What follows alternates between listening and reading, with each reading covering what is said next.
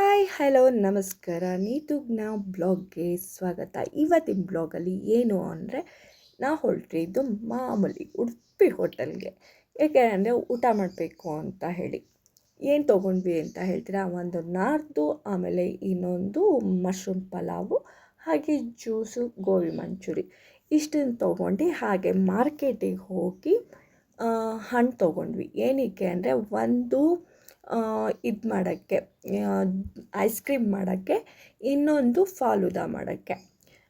ಎರಡು ರೆಸಿಪಿನೂ ನಾನಿಲ್ಲಿ ಹಾಕಿಲ್ಲ, ಯಾಕಂದರೆ ನಾನು ಯಾವಾಗಲೂ ನನಗೆ ವೀಡಿಯೋ ಮಾಡಬೇಕಂದ್ರೆ ಒಂದೊಂದು ಸರ್ತಿ ನೆನಪು ಬರಲ್ಲ. ಅರ್ಧ ಆಗಿದ್ಮೇಲೆ ನೆನಪು ಬರುತ್ತೆ, ಅಯ್ಯೋ ಈ ರೆಸಿಪಿ ಹಾಕಬೇಕಿತ್ತಲ್ಲ ಅಂತ ಹೇಳಿ. ಹಾಗೆ ನನ್ನ ಮಗಳು ಐಸ್ ಕ್ರೀಮ್ ಮಾಡಿದ್ಲು, ಅಷ್ಟು ಚೆನ್ನಾಗಿತ್ತು. ಅಂಗಡಿಲಿ ತೊಗೊಂಡ್ರು ಅಷ್ಟು ಚೆನ್ನಾಗಿರಲ್ಲ ಐಸ್ ಕ್ರೀಮು, ಅಷ್ಟು ಚೆನ್ನಾಗಿತ್ತು.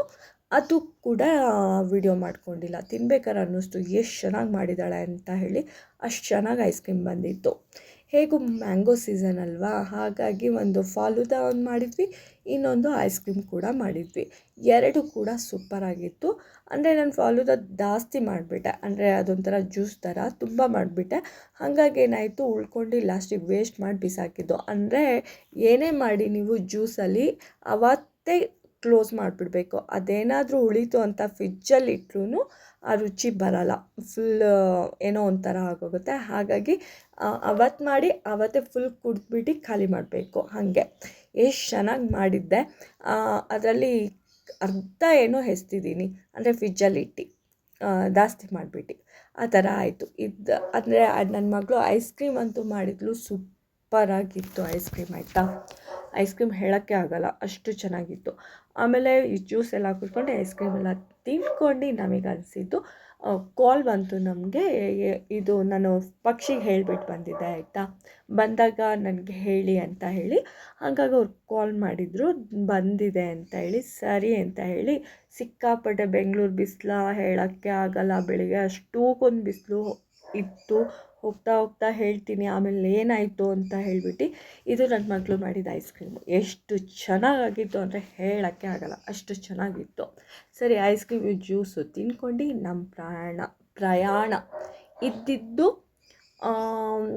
ಅಂದರೆ ಇದರಿಂದ ಪೆಟ್ ಶಾಪಿಗೆ ಹೋದ್ವಿ.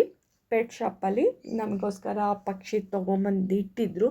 ಸರಿ ಅಂತ ನೋಡ್ತಾ ಇದ್ವಿ. ಅಲ್ಲಿ ಹೋದಾಗ ಗೊತ್ತೇ ಆಗಲ್ಲ ಆಚೆ ಬರೋಕ್ಕೆ, ಯಾಕಂದರೆ ಎಷ್ಟು ಪ್ರಾಣಿ ಇರುತ್ತೆ ಅಂದರೆ ವೆರೈಟಿ ಪಕ್ಷಿಗಳಿರುತ್ತೆ, ನಾಯಿಗಳಿರುತ್ತೆ, ಬೆಕ್ಕುಗಳಿರುತ್ತೆ. ಅದು ನೋಡ್ತಾ ಇದ್ದರೆ ನೋಡ್ತಾನೇ ಇರಬೇಕು ಅಂತ ಅನಿಸುತ್ತೆ. ಹಾಗಾಗಿ ನೋಡ್ತಾ ಕೂತ್ಕೊಳ್ಳೋದೇ ಒಂದಾಗೋಯಿತು.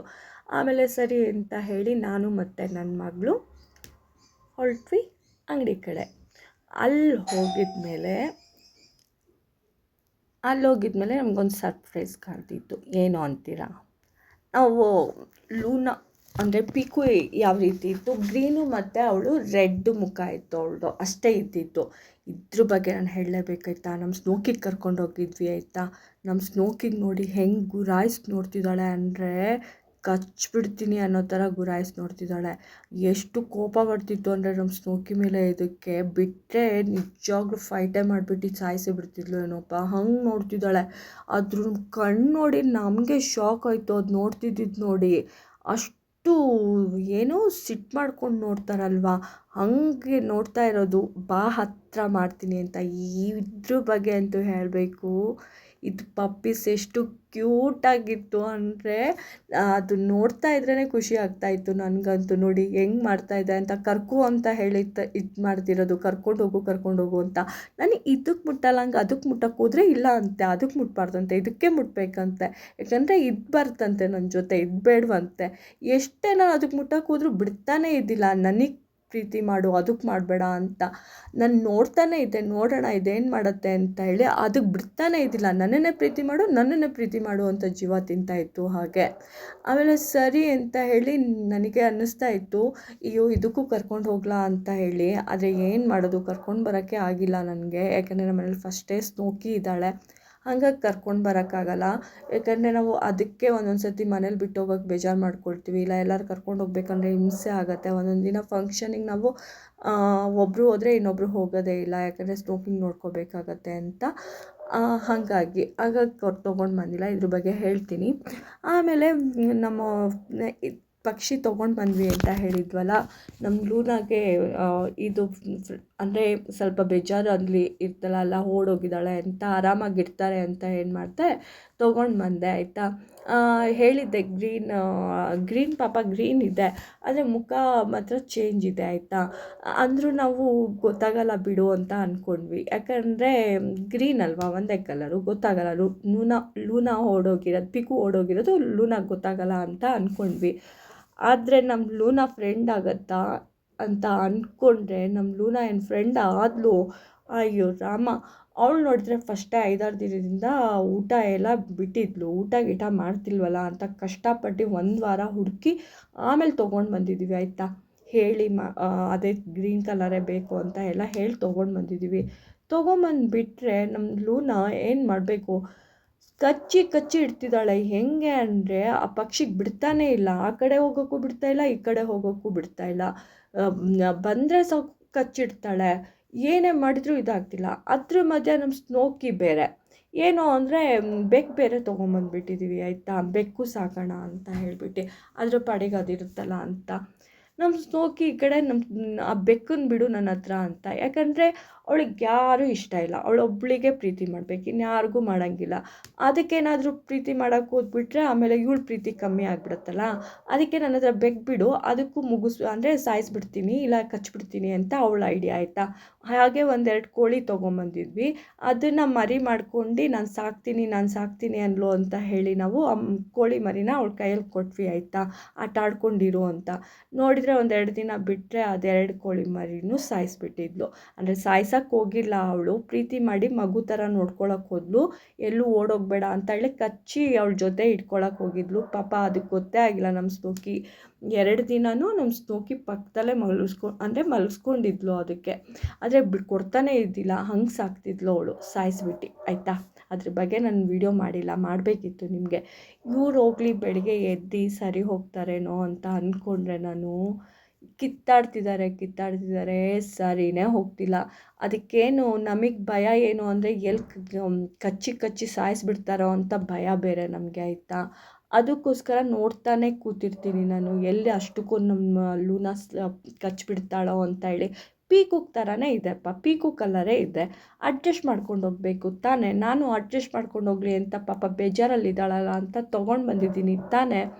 ಅಡ್ಜಸ್ಟ್ ಮಾಡ್ಕೊಳ್ಳೋದಿಡ್ಲಿ, ಇಬ್ಬರು ಹಿಂಗೆ ಕಿತ್ತಾಡ್ತಿದ್ದಾರೆ.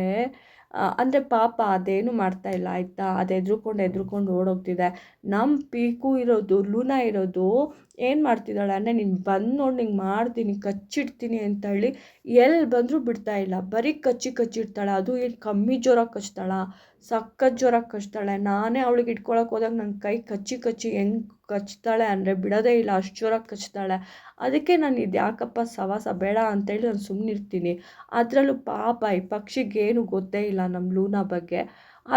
ಅಂದರೆ ಎಲ್ಲೋ ಒಂದು ಕಡೆ ಮಲ್ಗೋಕ್ಕೆ ಜಾಗ ಆದರೆ ಸಾಕು, ಆರಾಮಾಗಿದ್ದರೆ ಸಾಕು ಅಂದ್ಕೊಂಡು ಅದು ಚಿಕ್ಕ ಜಾಗದಲ್ಲಿ ಇರೋಣ ಅಂತ ಹೋದರೆ ಇವಳು ಬಿಡ್ತಾನೇ ಇಲ್ಲ, ಕಚ್ಚಿ ಇಡ್ತಿದ್ದಾಳೆ. ಪಾಪ ಅದು ಕೂರೋಕ್ಕೂ ಬಿಡ್ತಿಲ್ಲ, ನಿಲ್ಲೋಕ್ಕೂ ಬಿಡ್ತಿಲ್ಲ.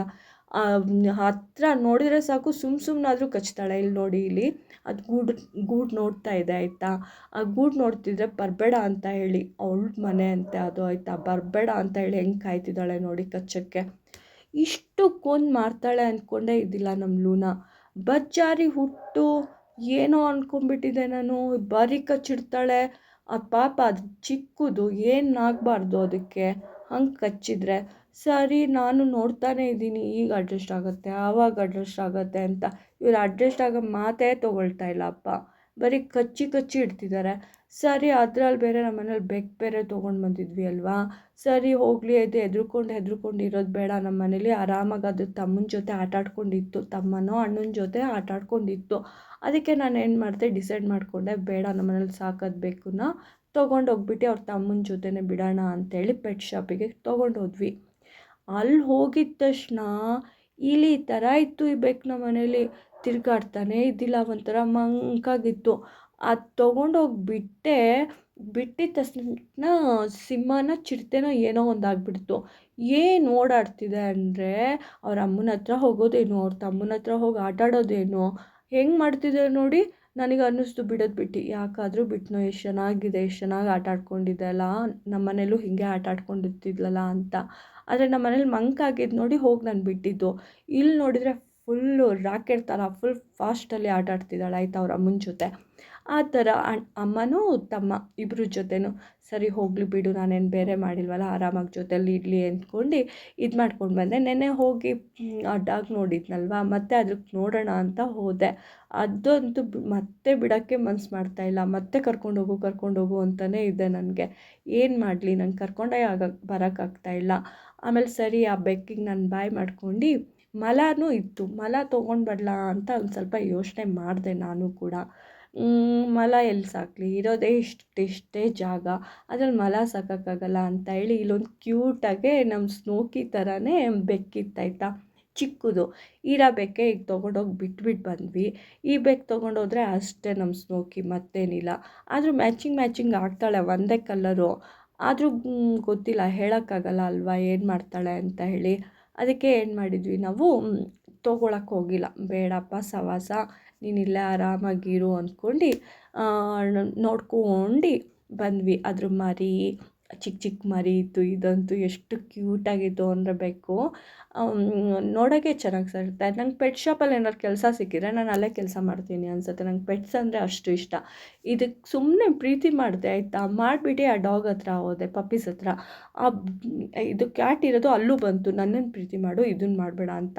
ಪಾಪ ಇದೆರಡಂತೂ ಅಷ್ಟೂ ಪ್ರೀತಿ ಮಾಡ್ತಾಯಿದೆ ನನಗೆ, ಕರ್ಕೊಂಡೋಗು ಅಂತ ಹೇಳಿ. ನೆನ್ನೆ ಬಂದಾಗಲೂ ಹಾಗೆ ಪ್ರೀತಿ ಮಾಡ್ತು, ಕರ್ಕೊಂಡೋಗು ಅಂತ. ಇವತ್ತು ಅಷ್ಟೇ ಪ್ರೀತಿ ಮಾಡ್ತು. ಆದರೆ ನಾನೇನು ಮಾಡಲಿ, ತೊಗೊಂಡು ಬರೋಕ್ಕಾಗಲ್ಲ ಅಂತ ಹೇಳಿ ಅಲ್ಲಿಗೆ ಏನು ಮಾಡಿದೆ, ನೀನು ಇಲ್ಲೇ ಇರು, ಯಾರಾದರೂ ಒಳ್ಳೆಯವ್ರು ಕರ್ಕೊಂಡು ಹೋಗ್ತಾರೆ ಅಂತ ಹೇಳಿಬಿಟ್ಟು ಸ್ವಲ್ಪ ಹೊತ್ತು ಆಟ ಆಡಿಸಿ ಅದಕ್ಕೆ ಬಂದೆ. ಆಮೇಲೆ ಅಲ್ಲಿಂದ ಬರಬೇಕಾದ್ರೆ ಏನಾಯಿತು, ಫುಲ್ಲು ಗಾಳಿ. ಹೇಗೆ ಅಂದರೆ ಹೇಳೋಕ್ಕಾಗಲ್ಲ, ಸಿಕ್ಕಾಪಟ್ಟೆ ಜೋರಾಗಿ ಮಳೆ ಬರುತ್ತೆ ಅಂತ ಅಂದ್ಕೊಂಡ್ವಿ ನಾವು. ಬೆಂಗಳೂರಲ್ಲಿ ಸಿಕ್ಕಾಪಟ್ಟೆ ಮಳೆ ಇದೆ ಇವತ್ತು ಅಂತ ಅಂದ್ಕೊಂಡ್ವಿ ಆಯಿತಾ. ಇದೆಷ್ಟು ಚೆನ್ನಾಗಿ ಕಚ್ತಿತ್ತು ಅಂದರೆ, ಪಾಪ ಇನ್ನೂ ಕೂಡ ಹಲ್ಲೆ ಬಂದಿದ್ದಿಲ್ಲ ಅಲ್ವಾ, ಅದಕ್ಕೆ ಪ್ರೀತಿ ಮಾಡಬಾರ್ದಂತೆ, ಇದಕ್ಕೆ ಮಾತ್ರ ಪ್ರೀತಿ ಮಾಡಬೇಕಂತೆ ಆಯಿತಾ. ಆ ಥರ ಜೀವ ತಿಂತಾಯಿದ್ದಾರೆ, ಅದಕ್ಕೆ ಬಿಡ್ತಾನೇ ಇಲ್ಲ. ನನ್ನನ್ನು ಮಾತ್ರ ನೋಡಿ, ಇಲ್ಲಿ ನನ್ನನ್ನು ಮಾತ್ರ ಪ್ರೀತಿ ಮಾಡು ಅಂತ ಅಷ್ಟು ಕ್ಯೂಟಾಗಿ ಇದು ಮಾಡ್ತಾಯಿದೆ ಇದು. ಆಮೇಲೆ ಸರಿ ಅಂತ ಏನು ಮಾಡಿದ್ವಿ, ಅಲ್ಲಿಂದ ನಾನು ಮನೆಗೆ ಬಂದು ಚಿಕನ್ ಚಾಪ್ಸ್ ಮಾಡಿಬಿಟ್ಟು ಒಂದು ಸ್ವಲ್ಪ ಕುಷ್ಕ ಮಾಡಿ, ಆಮೇಲೆ ಚಿಕನ್ ಗೋಬಿ ಮಂಚೂರಿ ಇಷ್ಟನ್ನು ಮಾಡಿದೆ. ಅಲ್ಲಿಂದ ಬಂದು ಆಮೇಲೆ ಊಟ ಮಾಡ್ಕೊಂಡು ಮತ್ತೆ ಸರಿ ಸಾಯಂಕಾಲ ಆಚೆ ಹೋಗಬೇಕಿತ್ತು.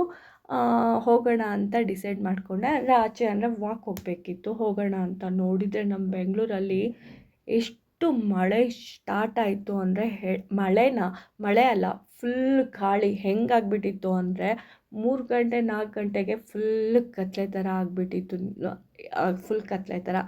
ಆಮೇಲೆ ಸರಿ ಅಂತ ಹೇಳಿ ಊಟ ಮಾಡ್ತಾಯಿದ್ವಿ. ಆ ಊಟ ಮಾಡೋ ಟೈಮಲ್ಲಿ ಫುಲ್ ಗಾಳಿ ಅಂದರೆ ಗಾಳಿ ಸಿಕ್ಕಾಪಟ್ಟೆ. ಅಪ್ಪ, ಈ ಸೆಕೆಗಂತೂ ಇವತ್ತು ಚೆನ್ನಾಗಿ ಮಳೆ ಬರುತ್ತೆ ಬೆಂಗಳೂರಲ್ಲಿ ಅಂತ ಅಂದ್ಕೊಂಡ್ವಿ ನಾವು ಆಯಿತಾ. ನೋಡಿದರೆ ಮಳೆ ಇರಲಿ, ಬರೀ ಗಾಳಿಲೇ ಮಳೆ ಮುಗಿಸ್ಕೊಂಡ್ಬಿಡ್ತು. ಆಮೇಲೆ ನ್ಯೂಸ್ ನೋಡ್ತೀವಿ, ನ್ಯೂಸಲ್ಲಿ ನೋಡಿದ್ರೆ ಅಷ್ಟು ಮಳೆ ಬಂದಿದೆ, ಮಾರ್ಕೆಟಲ್ಲಿ ಇಷ್ಟು ಮಳೆ ಬಂದಿದೆ ಅಂತ ಹೇಳ್ತಿದ್ದಾರೆ. ನೋಡಿದರೆ ನಮ್ಮ ಮನೆ ಹತ್ರ ಸ್ವಲ್ಪನೂ ಮಳೆ ಬಂದಿಲ್ಲ. ನೋಡಿ ಹೆಂಗೆ ಫುಲ್ ಕತ್ಲೆ ಥರನೇ ಆಗೋಗ್ಬಿಟ್ಟಿತ್ತು. ಅಷ್ಟು ಜೋರಾಗಿ ಗಾಳಿ ಅಂದರೆ ತುಂಬ ಜೋರಾಗಿ ಗಾಳಿ ಇತ್ತು. ಆಮೇಲೆ ಸರಿ ಈ ಗಿಡ, ನನ್ನ ತೆಂಗಿನ ಗಿಡ ಇದೆ ಅಲ್ವಾ, ಇದು ನಿಜವಾಗ್ಲೂ ಬಿದ್ದೋಗುತ್ತೆ ಅಂತ ಅಂದ್ಕೊಂಡಿದ್ದೆ. ಅಷ್ಟು ಜೋರಾಗಿ ಗಾಳಿ ಇತ್ತು. ನಾನು ನಿಜ ಇದು ಬೀಳತ್ತೆ ಅಂತಲೇ ಕಾಯ್ತಾ ಇದ್ದೆ ಆಯಿತಾ. ನೋಡಿದರೆ ಅಷ್ಟು ಗಾಳಿಲೂ ಆ ತೆಂಗಿನ ಮರ ಇದೆಯಲ್ಲ, ಬಿದ್ದೇ ಇಲ್ಲ. ಸರಿ ಇದೆಲ್ಲ ಮುಗಿಸ್ಕೊಂಡು ನಾನು ವಾಕ್ ಮಾಡ್ತೀನಿ. ವಾಕ್ ಏನಕ್ಕೆ ಅಂದರೆ, ನನ್ನ ಮುಂದಕ್ಕೆ ಹೇಳ್ತೀನಿ ಏನಕ್ಕೆ ಅಂತ ಹೇಳಿ. ದಿನಕ್ಕೆ ಒಂದು ಸೋಂಬೇರಿ ಥರ ಇದ್ದೆ ಮನೇಲಿ ಆಯಿತಾ. ಆರಾಮಾಗೆ ಸೋಂಬೇರಿತನ ಮನೇಲಿ ಕೂತ್ಕೊಳ್ಳೋದು ನಾನು, ಎಲ್ಲೂ ತಿರುಗಲ್ಲ. ಅಂದರೆ ಗಾಡಿನೇ ಬೇಕು ಎಲ್ಲರೂ ಆಚೆ ಹೋಗಬೇಕು ಅಂದರೆ. ಅಂಥದ್ರಲ್ಲಿ ಈಗ ನಾನು 7 ಕಿಲೋಮೀಟ್ರ್ ತಪ್ಪಿದರೆ 6 ಕಿಲೋಮೀಟ್ರ್ ತಪ್ಪಿದರೆ 5 ಕಿಲೋಮೀಟ್ರ್ ವಾಕು. ಆಮೇಲೆ ಇಲ್ಲಿ ಹಿಂಗೆ ಮಳೆ ಬರೋದು ನೋಡಿ, ಇವತ್ತೇನು ವಾಕ್ ಆಗೋಲ್ಲ ಅಂತ ಅಂದ್ಕೊಂಡೆ. ಆದರೂ ಇಲ್ಲ, ಆ, ಒಳ್ಳೆಯ ಆ ಸೆಕೆಗೂ ಇದಕ್ಕೂ ಒಳ್ಳೆ ಗಾಳಿ ಬೇರೆ ಬರ್ತಿತ್ತು. ನಮ್ಮ ಸ್ಮೋಕಿ ಬೇರೆ ಆರಾಮಾಗಿ ಆಚೆ ಕೂತ್ಕೊಂಡು ಅವಳು ಗಾಳಿ ಅಂದರೆ ಸಿಕ್ಕಾಪಟ್ಟೆ ಗಾಳಿ ಬರ್ತಿತ್ತಲ್ಲ, ಅದು ಎಂಜಾಯ್ ಮಾಡ್ತಾಯಿದ್ಲು. ಮಳೆ ಬಂದಿದ್ದರೆ ತುಂಬ ಚೆನ್ನಾಗಿರ್ತಿತ್ತು, ಆದರೆ ಮಳೆ ಬಂದಿಲ್ಲ ಅಲ್ಲ, ಅದೇ ಒಂದು ಬೇಜಾರು. ಮಳೆ ಬರಬೇಕಿತ್ತು ಜೋರಾಗೆ, ಆದರೆ ಒಂದೊಂದು ಕಡೆ ಮಳೆ ಬಂತು, ಒಂದೊಂದು ಕಡೆ ಮಳೆ ಇಲ್ಲ. ಈ ಏನು ಅಂದರೆ ಈಗ ಒಂದು ಊರಿಗೆ ಮಳೆ ಬಂದರೆ ಇನ್ನೊಂದು ಊರಿಗೆ ಮಳೆ ಬರಲ್ಲ ಅಂತ ಹೇಳ್ತಾರಲ್ಲ, ಬೆಂಗಳೂರು ಕತೆನೂ ಅಷ್ಟೇ. ಒಂದು ಏರಿಯಾಗೆ ಮಳೆ ಬಂದರೆ ಇನ್ನೊಂದು ಏರಿಯಾಗೆ ಮಳೆನೇ ಬಂದಿರಲ್ಲ. ಏನಾದರೂ ಇಲ್ಲಿ ಮಳೆ ಬಂದಿಲ್ವಲ್ಲ ಅಂತ ನಾವು ಎಲ್ಲರೂ ಹೋಗಬೇಕು ಅಂತ ಹೋದರೆ ಅಷ್ಟೇ ನಮ್ಮ ಕತೆ. ಅಲ್ಲಿ ನೋಡಿದ್ರೆ ಅಷ್ಟು ಜೋರಾಗಿ ಮಳೆ ಬರ್ತಿರುತ್ತೆ. ಹಾಗೆ ಸರಿ, ಗಾಳಿ ಬಂದೆಲ್ಲ ನಿಂತ್ಕೊಳ್ತು. ನಾನು ವಾಕ್ ಹೋಗಬೇಕಿತ್ತು, ಹೋಗೋಣ ಅಂತ ಹೊರಟೆ. ಅಲ್ಲಿ ಹೊರಟಾಗ ವಾಕ್ ಮಾಡೋಕ್ಕೆ ಸ್ಟಾರ್ಟ್ ಮಾಡಿಕೊಂಡೆ. ವಾಕ್ ಮಾಡಬೇಕಾದ್ರೆ ಅಲ್ಲೊಂದು ಬೆಕ್ಕಿತ್ತು. ಯಾಕೋ ಈ ಮಧ್ಯ ನಂಗೆ ಬೆಕ್ಕು ಬೆಕ್ಕು ಬೆಕ್ಕು ಅನ್ನೋದನ್ನೇ ಅನ್ನಿಸ್ತಾ ಇದೆ. ಎಲ್ಲಿ ನೋಡಿದ್ರೂ ಬೆಕ್ಕು ಕಾಣಿಸ್ತಿದೆ. ಸಾಕಕ್ಕೆ ಇಷ್ಟ, ಆದರೆ ನಮ್ಮ ಮನೇಲಿ ನಮ್ಮ ಮನೆಯವ್ರು ಇದ್ದಾರಲ್ವ, ಬೆಕ್ಕು ಅಂದ್ರೆ ಬೇಡ ಅಂತ ಹೇಳಿ ಬೈತಾರೆ. ಬೆಕ್ಕು ತೊಗೊಂಬಂದಿದ್ದು ಬೆಕ್ಕೂ ಬಿಡಿಸಿದ್ರು. ಬೇಡ, ತೊಗೊಂಡೋಗು, ಬೇಡ ಸಾಕೋದು ಅಂತ ಹೇಳಿ. ಇಲ್ಲಿ ಎಷ್ಟು ಕ್ಯೂಟಾಗಿ ನೋಡಿ ತೋರಿಸ್ತೀನಿ ನಿಮಗೆ, ಬೆಕ್ಕು ಕೂತಿತ್ತು ಅಂತ ಹೇಳಿ. ನೋಡೋಕ್ಕೆ ಖುಷಿ ಆಗ್ತಿತ್ತು, ಅಷ್ಟು ಚೆನ್ನಾಗಿ ಬೆಕ್ಕು ಕೂತಿತ್ತು. ಇವತ್ತಿನ ನನ್ನ ವಾಕು ಒಂದು 6 ಕಿಲೋಮೀಟ್ರ್ ಏನೋ ಮಾಡಿದ್ದೀನಿ ಅನಿಸುತ್ತೆ.